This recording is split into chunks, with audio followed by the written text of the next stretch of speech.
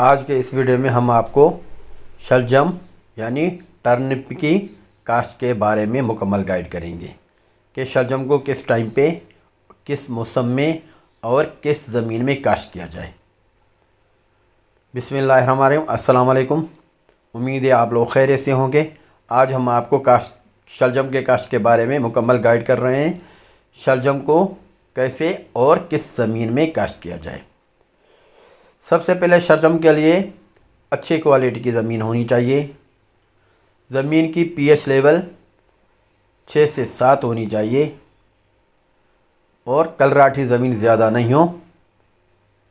उसके बाद आप लोग उसमें अच्छी तरह से हल लगा के ज़मीन की तैयारी करें। ज़मीन की तैयारी करने के बाद अच्छे बीज का इंतखाब करें। उसके बाद आप इसको 13 या 12 इंच के मुफासले पे बीज को लगाएं। कोशिश करें आप लोग ज़मीन की तैयारी के बाद खुरियाँ बनाएं। उस खुरियों में 12 से 13 इंच के मुफासले पे आप लोग बीज को छिड़का दें। जैसा कि आप लोगों को मालूम है कि शलजम को इतनी पानी की ज़रूरत नहीं होती। पहला पानी दे के जब आप लोग काश्त करें, उसके बाद 15 से 20 दिन के बाद दूसरा पानी दें। उसके बाद आप लोगों को इतनी पानी देने की ज़रूरत नहीं पड़ती।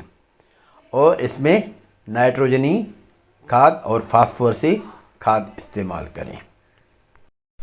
शलजम क्योंकि रूट से तैयार होते हैं तो 50 से 70 दिन के बाद ये इसके रूट्स तैयार हो जाते हैं और आप उसको तोड़ना शुरू करें और मार्केटिंग करना शुरू कर दें। ये छोटे टाइम का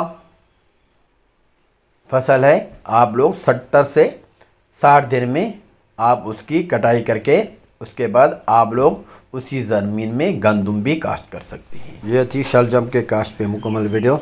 अगर आपको वीडियो अच्छा लगा तो चैनल को सब्सक्राइब करें, लाइक करें, नोटिफिकेशन के बेल को लाजमी प्रेस करें ताकि आपको आने वाले वीडियोस के बारे में मालूमात मिलती रहें। शुक्रिया। अल्लाह हाफ़िज़।